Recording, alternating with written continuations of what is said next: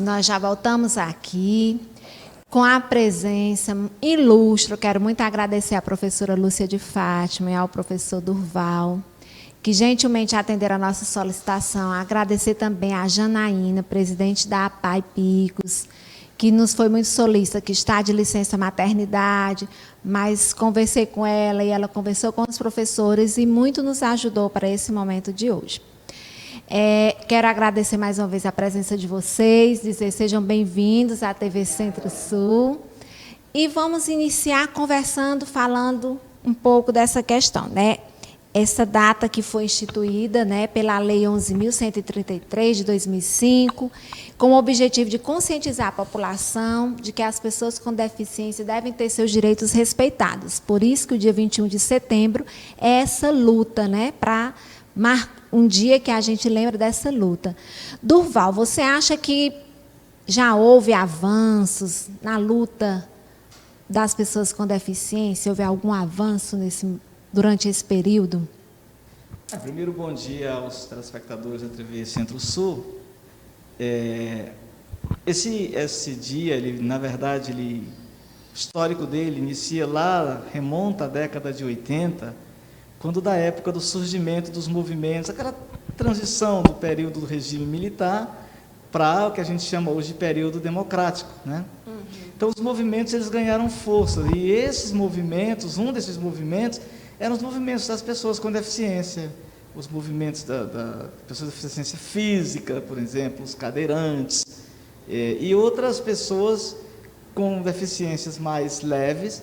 Eles saíram às ruas e chamaram a atenção do Estado, até que em 2005, depois de 20 anos, 23 anos, essa lei ela é sancionada e o Estado reconhece esse dia como o Dia de Luta Nacional da Pessoa com Deficiência. E um detalhe do 21 é pela proximidade da data com a primavera, né? Que representa assim, o surgimento da vida, o reflorescimento da vida. Né? Então, as pessoas com deficiência elas queriam um vigor maior para as suas vidas. E se você pergunta assim, houve avanço, a gente não pode desconsiderar os passos que já se deu nessa caminhada. Né? Realmente a gente tem alguns avanços, sim, ainda que se você perguntar, como um militante de movimentos de pessoa com deficiência, esses avanços são satisfatórios? Esses avanços são aquilo que anseiam realmente essas pessoas? Ainda não. O Estado ele faz isso, mas a passos bem lentos, e eu diria que bem refrativo, bem comedido, né? Ele não vai além de certos limites. Ainda precisamos melhorar e avançar muito ainda, não é verdade, Durval? Exato. Eu creio que o maior dos avanços que a gente já tem efetivamente, por conquista, que eu posso dizer, é o fato das pessoas já olharem para alguma pessoa com deficiência, mas pelo lado humano. Isso. Esquecendo aquele lado político, aquele lado cultural, e voltado mais para o sentimento humano. A gente sempre diz até o seguinte, que a acessibilidade maior é a acessibilidade afetiva. E é verdade, porque olhar, como você diz, olhar como pessoa que é capaz, não aquele olhar só de que alguém pode ficar à margem, mas que pode estar presente e atuante, não é isso, Durval? Verdade. E assim, você como militante, a Lúcia de Fátima também, né, porque ela hoje em dia é professora e tem o conselho, não é isso, Lúcia de Fátima? O conselho municipal para fazer justamente essa busca, fazer valer o direito da pessoa com deficiência. Sim, nós criamos o Conselho da Pessoa com Deficiência, o Conselho de Luta, que é o COMU de Picos. Esse conselho já existiu há alguns anos atrás, mas infelizmente ele caducou, e nós conseguimos em 2019 reabrir novamente, reviver esse conselho, e nós estamos aí. Pena que em 2019 ele começou a atuar, né? mas veio a pandemia em 2021. Infelizmente, nós não conseguimos ainda correr atrás, fazer com que lutas realmente fossem adquiridas, conquistadas pelo Conselho, mas estamos aí tentando, pouco a pouco, por conta da pandemia, mas, com fé em Deus, ele foi renovado agora. Então, eu estive por 6 meses como presidente, porque a presidente ela teve que se ausentar e eu fiquei como presidente. A presidente era Irene, né, que todo mundo conhece também aí na Irene luta. Luz, isso, né? A Irene Luz, que trabalhou aí no município como coordenadora da educação especial, e ela teve que se ausentar e eu assumi a presidência de janeiro a junho. E aí, agora em junho, o conselho foi renovado e outra presidente assumiu, a Aninha, conhecida, a Ana Maria, ela também já trabalhou no município, é dessa luta, e hoje eu estou como vice. Muito bem. E, assim, é uma luta diária, não é verdade? Com certeza, é uma luta diária, nós vamos conseguindo pouco a pouco. Inclusive, nesse dia 21 de setembro, a Aninha, juntamente com a Irene, esteve em Teresina para receber um material, né, que nós estamos recebendo do Estado. Nós recebemos uma parte em dezembro do ano passado, que foi o Dia Nacional, internacional ainda, da pessoa com deficiência. Recebemos uma parte de um material e agora, no dia 21, terminamos de receber um notebook. Então, isso são conquistas que para a gente vai avançando, né? São materiais que vai fazer com que a gente consiga trabalhar melhor e correr atrás de tudo que possamos, assim, que a gente consegue para a pessoa com deficiência. Porque, eu digo, é uma luta diária, porque aos poucos que vai dando à sociedade esse conhecimento que existe, essa luta, que vocês não pararam, todos paramos por conta da pandemia, houve essa paralisação em todos os setores, não é? Mas que a busca por esses direitos, a busca de fazer com que cada pessoa tome conhecimento de seus direitos, de seus deveres, de como melhorar a vida da pessoa com deficiência, seja familiar ou não, não é? A sociedade em geral precisa tomar consciência e de que hoje é uma bandeira que todo mundo precisa estar a punho e lutar, porque hoje em dia a deficiência é algo que a gente não pode mais ver e deixar à margem da sociedade e dizer problema só de quem tem o problema ou a deficiência. Isso. Não é? É uma causa de todos nós, não é isso, Lúcia? Isso. Inclusive, nessa pandemia, eu, como presidente do Conselho, né, foi um desafio que eu peguei de janeiro a julho, justamente essa vacina, né, da Covid-19 para pessoas com deficiência. É uma coisa que foi uma conquista, porque, assim, no início, o governo federal ele não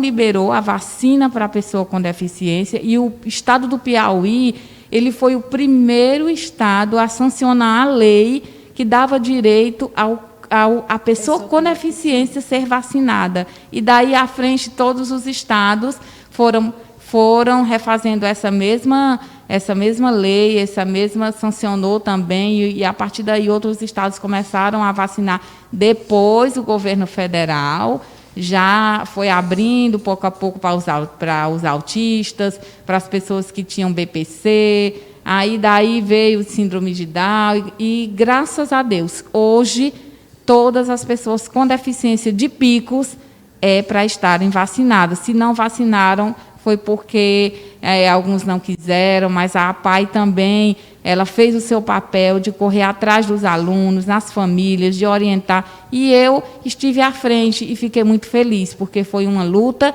e foi uma conquista. Então, a partir daí, isso aí nos deixa muito felizes, saber que nós, pessoas com deficiência, mesmo por conta da idade ainda não está no tempo, fomos todos vacinados com prioridades. Isso é muito positivo, realmente. Como disse, foi uma conquista. Dentro desse processo, é uma grande conquista, realmente. Não é? Que venham mais conquistas, não é verdade? E, assim, Lúcia e Durval, vocês são deficientes visuais, são professores atuantes e formam uma família. Vocês são um casal, não é? São casados. Somos, sim. E, assim, é inspirador, porque vocês conseguiram vencer e mostrar que é possível. Porque muitas pessoas acham que, pela questão da deficiência, você é uma pessoa que você não pode produzir, que você não pode estudar, que você não pode participar. E vocês provaram e provam diariamente que é possível, sim.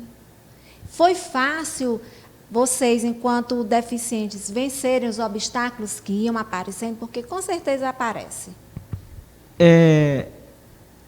Eu posso contar de mim, do último grande desafio que tive, que foi o enfrentamento da faculdade. Uhum. Eu, por 2 vezes, em 2010 e 2011, eu prestei aquele exame nacional do ensino médio. O Enem, né? Isso. E nas 2 edições, a minha nota, ela me deu cota para entrar em cursos, tanto a nível de Estado como a nível privado, aqui mesmo na cidade. Uhum. Então, que geralmente a gente às vezes obtém a nota para outras instituições fora do seu município. Uhum. E aqui mesmo no município, né? Na estadual, na federal. E terminei optando pelo serviço social. Que bom. Porque achava que, por entender que minha luta, o curso que mais se identificava era o serviço social. E graças a Deus que passei pelo curso sem dificuldades. Eu não tenho assim um histórico de notas, vamos dizer, a nível de super intelectual, mas também não constava entre os últimos, era ali sempre entre os primeiros, né? Isso é muito bom. Vai fazer o histórico de nota, talvez aí até o 5º, o que é muito para uma pessoa com deficiência visual. Com certeza. Mas dentro da faculdade, ainda dentro das faculdades, aonde o ensino deveria qualificar as pessoas, a gente não tem uma aceitação. Quando eu falo aceitação, é no sentido de que essas pessoas têm uma limitação e elas precisam de diferenciais para explorar o seu potencial. Assim como em toda a vida, né? Uhum. Reportando aqui a esse 21, eu lembro que há poucos dias o Ministério da Cidadania ele fez uma publicação e foi afirmado um número lá que deixa a gente preocupado. 7 milhões de pessoas com deficiência no Brasil. É um número bem expressivo. É um número bem expressivo, mas que não corresponde à realidade, né? Quando a gente vai para os dados numéricos aí dos movimentos de luta, isso chega a 40, 45 milhões. Quer dizer, mesmo? Na pior das hipóteses, a gente tem aí 15, 16, 17% de pessoas com deficiência, precisando de expressar o seu potencial. Mas para que isso aconteça, tem que haver diferenciais, auxílios. Diferenciais, quando eu falo auxílios, é no sentido de que, com uma pessoa dita normal, a minha concorrência fica desigual, desonesta. E o fato de eu ter um quê a mais de auxílio é para tentar, pelo menos, aproximar as condições. Na verdade, essa é a palavra. Então, isso tudo já nos diz que a luta é cotidiana. Aí você tem o desafio, por exemplo, na educação básica, educação fundamental, alunos com deficiência na escola. Muito bom. Não é desprezível a ideia, mas a forma como isso é contextualizada e posta em prática deixa muito a desejar. Porque o aluno está na sala de aula, muitas vezes, e o recurso que potencializa o aprendizado dele está lá numa outra sala bem distante, que a gente chama nas escolas de sala de recurso. Isso. E aí? Eu na sala de aula, como pessoa cega, visual, e o meu computador que fala, que poderia me ajudar na escola, está em outra lá na sala de recurso. É preciso haver uma comunicação por telepatia, né? Para que isso possa ser. Realmente, Durval, eu falo agora como educadora que sou, como professora, e realmente precisa ter esse ajuste ainda, nós ainda precisamos nos ajustar muito, avançar muito, para realmente dar essa oportunidade, como você falou bem, desses recursos, porque precisamos reconhecer e conhecer as peculiaridades de cada um para poder trabalhar, para estimular para que cada um realmente produza e dê o retorno com aquela especificação, com aquele estímulo, que, exemplo, você, no caso, você tem esse computador, tinha que estar mais acessível a você. Não ficar só no dia ou no momento que você fosse para a sala de recursos, mas estar no cotidiano seu, não é isso? Aí são muitos e muitos desafios. Por exemplo, aqui na nossa cidade, nosso município, nós temos instituído o Dia Municipal da Pessoa com Deficiência. Agora, a Política Nacional, por exemplo, ela trouxe alguns avanços. E nós temos, para complementar a sua fala, um desafio muito grande agora, que seria a garantia de oportunidade, ou o incentivo, o auxílio para a inclusão de pessoas com deficiência no mercado de trabalho. Esse auxílio inclusão, que está determinado aí na Lei 14.176, que é fruto do Estatuto da Pessoa com Deficiência de 2015, ele não foi um favor, um reconhecimento de um governo, não. Isso é fruto de uma luta antiga. É verdade. Bem antiga. Ele vem agora como bônus, porque é fruto de uma luta antiga. Né? Muita coisa que acontece, não acontece do nada, no estalar de dedos. Esse auxílio inclusão, até agora, que é para começar 1º de outubro, hoje é 24, ainda não tem critérios de como acessar. Quer dizer, como é que eu quero trabalhar, que eu dependo do BPC, por exemplo, quero trabalhar, eu vou acessar esse auxílio inclusão. É verdade. Certo? No âmbito do município, por exemplo, no âmbito do Estado, vamos pegar, por exemplo, aqui as políticas que são mais conhecidas. Passe livre, passe cultura, né? Passe livre cultura. Quem fiscaliza isso? Né? Eu tenho garantido no papel, mas quem fiscaliza a prática?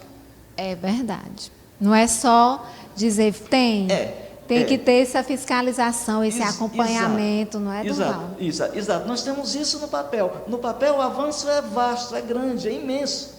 Mas na prática, isso se resume a quase nada. No âmbito do município, por exemplo, essa lei ela é recente, mas o Dia Municipal da Pessoa com Deficiência não expressa assim uma ação local específica. Ainda, né? Nós precisamos pensar, e aí é para quem ouvir, para quem milita na área da política partidária, dos representantes nossos aí no legislativo e em outras áreas, pensar o que a gente pode fazer de avanço local. Quando eu instituo algo, eu preciso ter uma política de estruturação disso que eu instituí. E a gente vê assim, quase como se fosse uma homenagem, né? Isso. Eu vejo muito, acompanho muito assim o legislativo, e eu vejo, coloquem aí em homenagem uma mensagem aí de amor pela passagem do falecimento de alguém. E assim, essas políticas são criadas, mas com que finalidade? O que a gente apresenta? Na hora de fazer executar, de fazer valer a lei, de ter a ação, ainda falta muito. Nós precisamos sair do papel. Né? Nós estamos resumidos, e desculpem a expressão, não é uma expressão de ignorância, mas de consciência. Nós precisamos sair do papel para o real. É verdade. E aí, pegando essa deixa, você falando, Lúcia de Fátima, a questão da APAE, do atendimento, né? Aqui em Picos, a APAE já tem muitos anos de atuação. Hoje você é professora, vocês são professores. E, assim, é uma instituição que acolhe as pessoas com deficiência e precisa desse olhar também da sociedade para a instituição, para dar esse apoio, não é? E como é que ficou a APAE, esse tempo de pandemia, esses jovens, essas crianças, esses senhores e senhoras que são atendidos para a APAE, como foi o lidar de vocês durante esse período da pandemia com eles? Só voltando aqui um pouquinho, eu sou uma pessoa que, para falar da APAE, eu não sei nem, acho que todo mundo já ouviu falar que eu fui aluna da APAE, né? Eu fui aluna, tanto eu como a minha irmã. Hoje eu tenho uma irmã também com deficiência visual e autista, né? E nós entramos na APAE pequenininhas e hoje eu sou, então, professora. Então, isso para mim é gratificante. Eu tenho a APAE no meu coração como uma família. Então, falar da APAE para mim é uma coisa assim que é até emocionante, porque eu entrei lá, como eu já disse, né, para estudar, para tentar crescer, e cheguei até aqui hoje como uma professora. Mas a APAE é um lugar que para mim é aconchegante, para aqueles alunos que estão lá hoje, eu como professora, que vejo eles nessa pandemia, eles sentem falta assim por demais, mas graças a Deus, com todos os cuidados, a APAE, mesmo com todas as dificuldades, mas nós não deixamos, durante esse tempo todo, quase 2 anos de pandemia, de dar atenção. Eles puderam ir até lá, pegar tarefas, nós continuamos com aulas online, nós temos um grupo de pais, de famílias, né, parentes, que pelo WhatsApp, onde eles têm acesso, e a gente envia vídeos, envia mensagens, deixa que as famílias coloquem fotos, eles mesmos passam áudios dizendo que estão sentindo falta, que estão com saudades, mas a APAE está aberta à visita deles, de vez em quando eles vão lá com os familiares. A gente nunca deixou de ter essa interação. Isso, não é? E essa questão também de cestas básicas, a gente ainda hoje, por conta deles não estarem lá, ali almoçando, tomando seu café, a APAE continuou recebendo doações, principalmente no ano passado, graças a Deus, de cestas alimentares, de algumas outras coisas, álcool em gel, essas coisas a gente recebeu muito. E a gente não deixou de expandir, de mandar para as famílias. Então, eles tiveram até hoje, eles ainda recebem cestas básicas, eles vão lá, a gente não deixa as datas comemorativas, Dia das Crianças, a gente sempre teve lá no ano passado com eles, para eles irem receber as tarefas, aí levam uma lembrancinha. No dia, na semana da pessoa com deficiência, que é de 21 a 28 de agosto, tanto no ano passado como esse, a gente fez vídeos, a gente procurou as famílias, eles também estiveram lá, a gente chegou a fazer drive-thrus nas famílias, nas casas, então nós não deixamos de passar para eles o apoio. Eu lembro que sempre eu participava do São João, da inclusão, que a Irene fazia, né? E aí vinha o pessoal da APAE, dançava, e tinha as quadrilhas, e era aquela animação. Realmente, eles gostam desses eventos, não é, Lúcia? Gostam, sim. Inclusive, essa data que você está falando é o dia 9 de junho, Isso. que é o dia estadual da pessoa com deficiência. E por cair no mês de junho, a gente faz, geralmente, atividades folclóricas, São João, brincadeiras, músicas. Então, esse momento, eles estão sentindo muita falta, muita. Porque todo ano nós sempre fazíamos alguma coisa na praça aqui, justamente, fazemos eventos, íamos para algum clube, e era o dia todo de muita alegria, de muita felicidade. Eles sempre, toda a vida, gostaram desse tipo de evento. Pois é, e eles estão sentindo falta, realmente, como todas as crianças e jovens, eu digo como professora, até a gente estava conversando antes de iniciar o programa.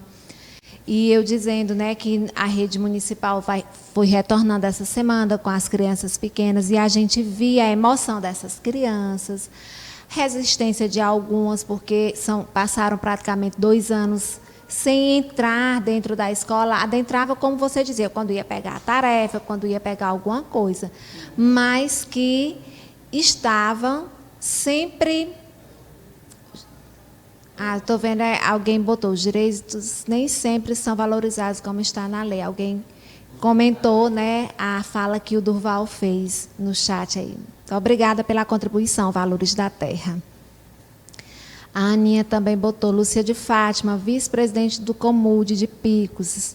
Eu, como presidente, fico lisonjeada por ter uma vice-presidente muito atuante. Ela mandou uma mensagem para você, Lúcia. Isso, muito bom. Essas interações, nós agora estamos conseguindo ter essas interações ao vivo. Muito obrigada a todos. Continuem comentando, participando. Isso é muito válido para nós. E, assim, voltando à questão dos alunos, a APAE também vai fazer um retorno de algumas crianças, de alguns jovens nesse momento. Como a gente está fazendo, é final, mas assim, às vezes as pessoas dizem, mas agora, no final, mas porque a gente já tem mais uma segurança, como você disse, agora eles já estão vacinados, né, Lúcia de Fátima? Todos. Né? E a equipe, Tanto isso mesmo, o professor... Né, nós vacinamos como pessoas com deficiência, sabe? Porque foi primeiro do que os professores. Isso, então, os professores. Quando os professores vieram vacinar, nós já estávamos, graças a Deus, vacinados. E é um desafio. Então, a gente vai retornar, como você aí já falou, nós retornamos dia 7 de outubro. Por enquanto, vamos ficar só 2 dias. A gente pensou em ficar até 4 dias, mas por conta... A gente ia ver isso dependendo do número de alunos que fossem retornar, né? Para que a gente dividisse por conta do espaço, né? E ter todo aquele protocolo. Mas, até agora, nós temos 22 alunos que vão retornar aproximadamente, confirmados. Se aparecer mais alguns, a gente pode até passar a ir 3 dias. Mas nós, professores, vamos por 3 dias. Agora, os alunos vão por 2 dias, né, na semana, mas as aulas online, os vídeos, né, vão continuar. E, como eu lhe disse, Edvânia, né? Isso, nós temos o grupo APAE Famílias. Então, se você vê os áudios que eles passam, pedindo para voltar. Nós temos uma aluna que eu morro de rir, a Ângela, ela diz assim, eu não aguento mais ficar aqui olhando para o morro. Ela mora no Morro da ABB, ela diz, eu passo o dia olhando para esse morro, para o pé de goiaba, eu não aguento mais, vamos voltar. E ela diz assim, a culpa é de quem? Porque essa pandemia é invenção do povo, vocês não querem voltar, porque vamos falar com o Gil Paraibano para voltar. Então, isso é gratificante, a gente vê. Então, a partir do momento que a gente diz assim, Ângela, nós vamos voltar, é uma alegria, tanto para ela como para outros. Esses que têm mais, assim, que gostam de falar, que gostam de pegar o celular da mãe. Bom dia, tia, nós estamos com saudade, vamos voltar para papai. Então, tudo isso é uma felicidade no grupo. É verdade. Olha, assim, veja, isso é uma parte da vida deles, né? É verdade. Muito mais do que uma pessoa dita normal. Uma pessoa com deficiência, ela desenvolve com maior vigor a questão do sentimentalismo. Ela é muito sensível. Isso, a sensibilidade é maior. Para o bem e para o mal, né? Isso não tem assim... Se eu disser que é uma coisa boa, uma coisa ruim, não tem como explicar. Porque esse sentimentalismo faz com que essas pessoas... elas se apeguem muito ao seu cotidiano. A sua rotina. Rotina. A escola, o espaço da APAE parece muito mais como uma extensão da casa individual de cada um e não como uma escola.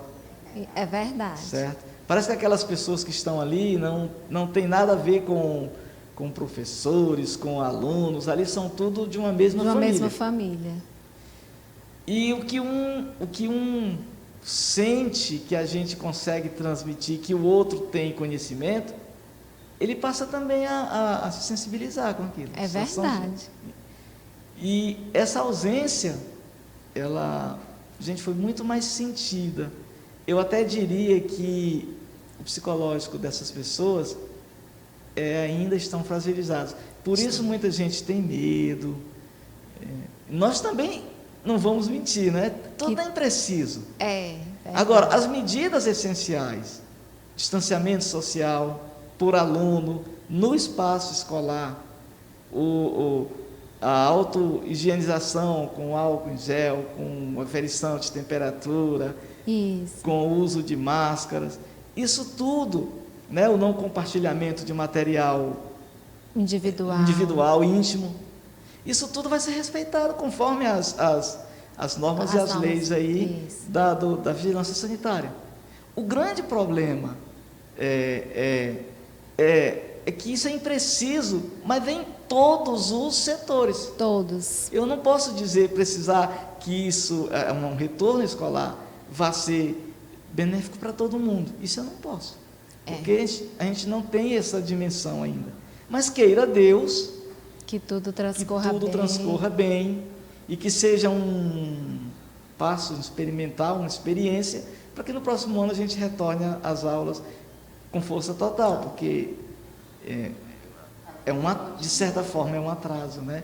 E a vida continua, a vida não parou. A educação parou, mas a vida continua. A vida continua, é verdade. Com o mesmo vigor, né? Esmurrando a gente do mesmo... Os mesmos desafios, mas vamos em frente, né, Exato, a gente tem que ir em frente. Pois eu quero muito agradecer. Olha, nós tínhamos assunto para falar a manhã inteira. Não é verdade, Lúcia de Fátima e Durval? E assim, eu quero muito agradecer, desejar a vocês, Lúcia, Durval e toda a equipe da APAE, um bom retorno. Sei que vocês são muito organizados, já estão se preparando. As crianças, os jovens que vão voltar. Olha, Ângela, está chegando o dia de você voltar. Está chegando o dia. Eles acham bom ir no ônibus, eles acham bom chegar lá. A festa é grande. A gente sabe que para eles e como para as crianças, a gente vê o brilho no olhar. Eles estavam com saudades da escola, assim, nem que sejam 2 dias, mas eles estão muito felizes. A sua mamãe mandou um recado, Antônia Fortaleza. Me orgulho muito por minha filha e meu genro. Exemplos de superação. Louvado seja Deus. Ela mandou a mensagem. Só encerrando aqui, por ela ser autista e ela nem sabia. Eu digo, mãe, não conte para a Fabíola que nós vamos retornar, porque ela vai que não dá certo, ela não vai entender.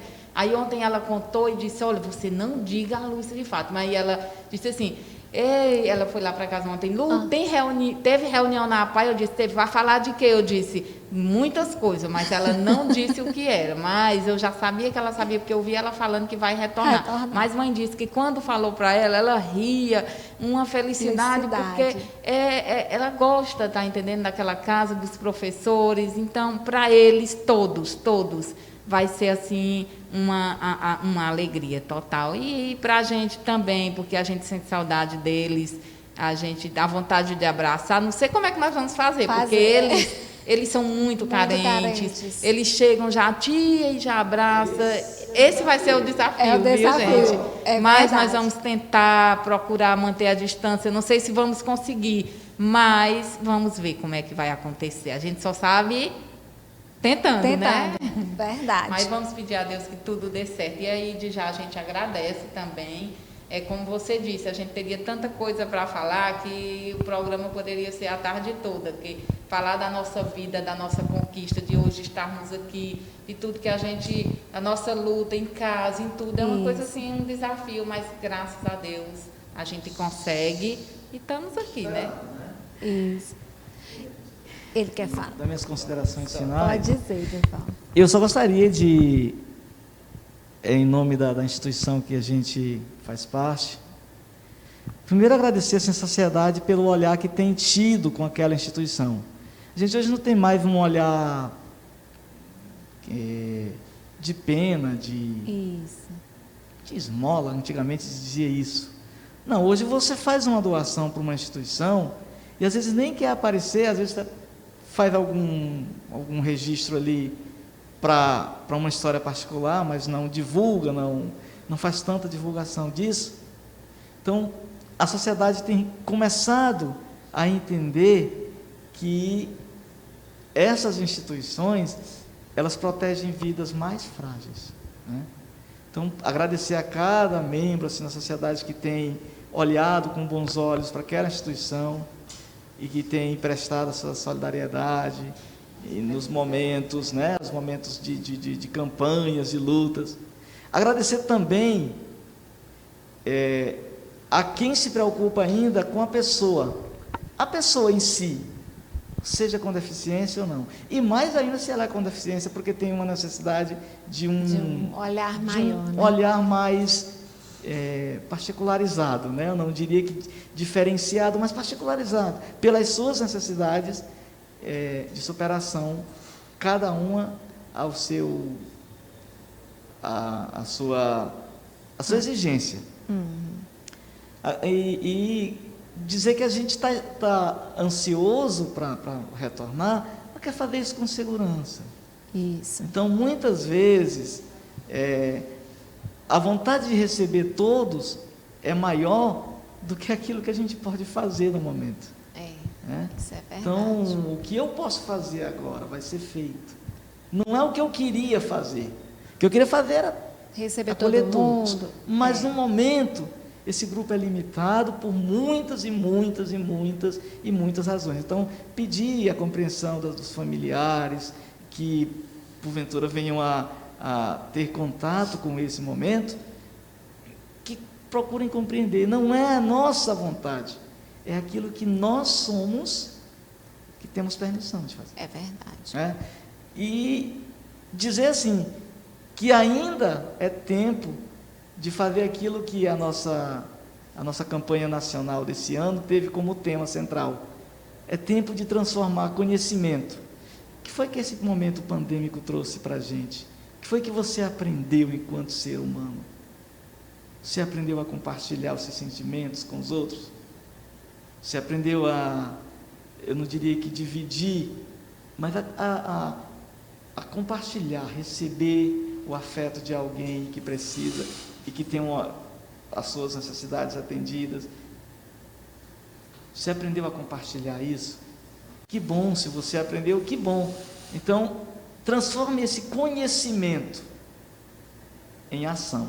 É tempo de transformar conhecimento em ação. Era esse o tema da nossa campanha nacional da pessoa com deficiência desse ano, né? Que é uma campanha do movimento Apaiana.